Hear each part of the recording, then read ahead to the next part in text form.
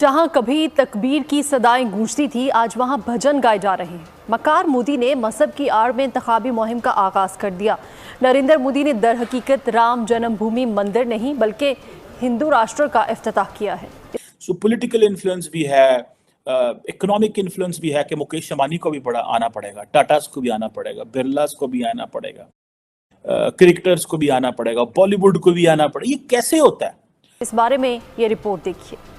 भारत की सेक्युलर रिवायात दफन, बाबरी मस्जिद के मुकाम पर राम मंदिर का इफ्तिताह, मक्कार मोदी का इंतखाबी मुहिम का आगाज। राम मंदिर में 51 इंच बुलंद राम की मूर्ति की पूजा शुरू हो गई। जहां कभी तकबीर की सदाएं गूंजती थी, आज वहां भजन गाए जा रहे हैं। मैं देख रहा था राहुल कंवल जो हैं वो he was speaking with Mukesh Ambani और उनकी बेगम, आई थिंक निधि उनका नाम है शायद, एंड उनसे पूछा गया कि आप कैसे देख रहे हैं आज के दिन को, तो मुकेश अंबानी ने कहा this is new age of India. मुसलमान ऐसी जगह पे रहते हैं जहाँ ना पानी है, ना बिजली है, ना स्कूल है, ना अस्पताल है। आप इंडिया के शहरों में जाएं, आप आंखें बंद कर दें, गाड़ी का दरवाजा खोल दें, जहां से बदबू आना शुरू हो जाए समझो मुसलमानों का इलाका शुरू हो गया है। बॉलीवुड भी नरेंद्र मोदी की बर्थडे आती है तो सारे का सारा बॉलीवुड खड़ा हो जाता है। जनाब शाहरुख खान, सलमान खान, फलाना खान, ये वो सारे के सारे, ठीक है जी। कंगना रनौत भी वहां पे आई हुई है, अनुपम खेर, ये सारे के सारे लोग खड़े हो जाते हैं। सनी देओल, अक्षय कुमार, वो तो मोदी साहब के वैसे ही बड़े दोस्त हैं, उन्होंने पिछले इंटरव्यू भी किया था मोदी साहब का। आगे बढ़ते हैं, आपको बताते हैं वजीर मजहबी अमूर अनीक अहमद ने कहा है कि बाबरी मस्जिद के मलबे पर मंदिर बनाने की जितनी मजम्मत की जाए वो कम है। मजहबी जनूनियत हिंदुस्तान की रियासती पॉलिसी है। एक बयान में उनका कहना था कि गुजरात के कसाई का वजीर आजम बनना हिंदुस्तान की जमहूरियत के दावे का पोल खोल देता है। जहां हमारे दिल दुखी हैं वहां ये बात भी अहम है कि आज का हिंदुस्तान इस बात का सबूत है कि जिन्ना दुरुस्त और नेहरू गलत थे। मोदी हमारे खित्ते का नेतन्याहू है। अनीक अहमद ने कहा कि हिंदुत्व दौरे हाजिर की नाजी सोच की हामिल है। आलमी बिरादरी इसका आपको पता चलेगा तमाम सेगमेंट्स ऑफ द सोसाइटी वहां पे पहुंचे हुए हैं। वहां पे क्रिकेटर भी पहुंचे हुए हैं, सचिन तेंदुलकर भी वहां पे थे, वहां पे मोदी साहब की पार्टी के लोग भी थे, वहां पे बॉलीवुड के लोग भी थे। और वो मैंने देखा कि जब उसके बाद क्या नाम है इनका, अमिताभ बच्चन साहब भी वहां पे थे। सो प्राइम मिनिस्टर मोदी और उनकी पार्टी ने एक बहुत ज्यादा कंट्रोल जो है वो एक उनका कंट्रोल है सिस्टम के ऊपर। मेरी तो ये है कि prime minister Modi is so popular कि अगर आप उनकी साइड में हैं तो it means you are on a right side.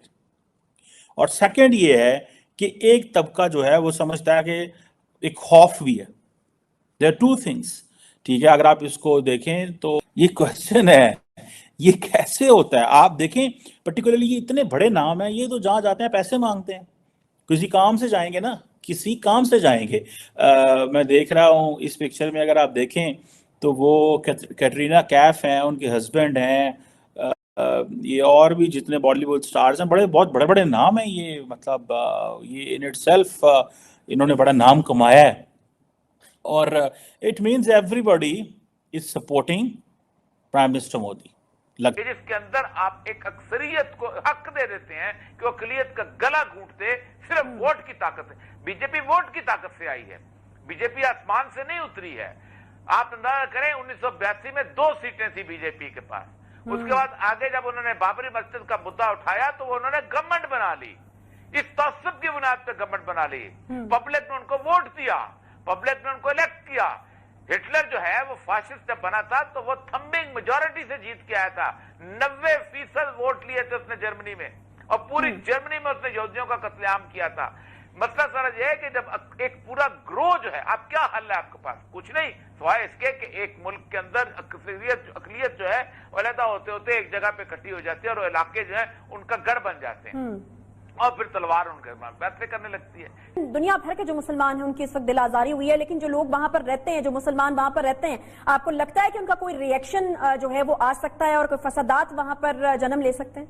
बहुत देखिए 1947 से लेके 1990 तक ये जो साल थे ना, इनमें कश्मीरी जो थे इंडिया के मुसलमानों को कहते थे तुम हमारा साथ नहीं देते हो, तुम गलत करते हो। और हिंदुस्तान के मुसलमान कहा करते थे कि कश्मीरी हमें बदनाम कर रहे हैं, हमारा तल्लुकात खराब कर रहे हैं, हमें इंडिया में अजनबी समझा जाता है। लेकिन आज ये दोनों मुत्तहिद हो चुके हैं, आज दोनों समझ चुके हैं कि हमने हिंदू को नहीं समझा था। आज आप अंदाजा करें कि मुसलमान जो है अपने गंदे गलीज इलाकों से निकल नहीं पाता, वो हिंदुओं की आबादी में नहीं जाता। आप दिल्ली में जामा मस्जिद के सामने का इलाका देख लें, आप वो इतना टूटा फूटा इलाका है कि वहां अच्छा खासा अमीर आदमी का गरीब आदमी भी रहना पसंद नहीं करता, लेकिन वो निकलते नहीं है अपने शहर। उनको पता है कि जब वो हिंदुओं के इलाके में रहेंगे ना उनकी बेटियों की इज्जत महफूज रहेगी, ना उनकी जाती इज्जत महफूज रहेगी। वो अगर कोई गोश्त का टुकड़ा भी हाथ में पकड़े होंगे तो उसको बीफ कह के उनको मारा जाएगा, और इस बुरी तरह मारा जाएगा कि इसके सामने। आप सोच सकते हैं कि बेचारे गरीब लोग हैं, यानी आप सोचें कि तीन लोग हैं पूरे के पूरे FBI के अंदर, और बॉर्डर सिक्योरिटी फोर्सेस में एक मुसलमान नहीं है। नौकरियां उनको नहीं मिलती, कोई कबाब बेचारा लगा रहा होता है, कोई सब्जी बेच रहा होता है, कोई साइकिल रिक्शा चला रहा होता है, उससे भी उनको सौदा सर्व देने से मना कर दिया गया था कोरोना के जमाने में। ये दीदी ने, बहन ने मुझसे पूछा पाकिस्तान की कि आप मुगलों को मिटा रहे हो। मैं हैरान हो गया, ये क्वेश्चन वहां से आ रहा था, उस पाकिस्तान से आ रहा था जिस पाकिस्तान ने अपनी आइडेंटिटी मिटा दी। क्या पाकिस्तान दीपावली मनाई जाती है? लाहौर शहर जब तक रहेगा तब तक भगवान राम का नाम जिंदा रहेगा, क्योंकि वो उनके बेटे के नाम पे वो शहर है। तक्षशिला से आपने तक्षशिला को आइडेंटिटी बनाकर आपने तक्षशिला को अपना कैपिटल बनाया, आपने तो इस्लामाबाद को अपना कैपिटल बनाया। पाकिस्तानी जब ये पूछते हैं ना तो बड़ी पीड़ा होती है कि आप मुगलों को जी भूल रहे हो। तुमने तो सबको भुला दिया भाई, अपनी भाषा भुला दी, अपना कल्चर भुला दिया, अपने भुला दिए, और तुम दूसरों से पूछोगे तुम मुगलों को भुला रहे हो। कौन है मुगल? औरतों को बेचने वाले हैं मुगल।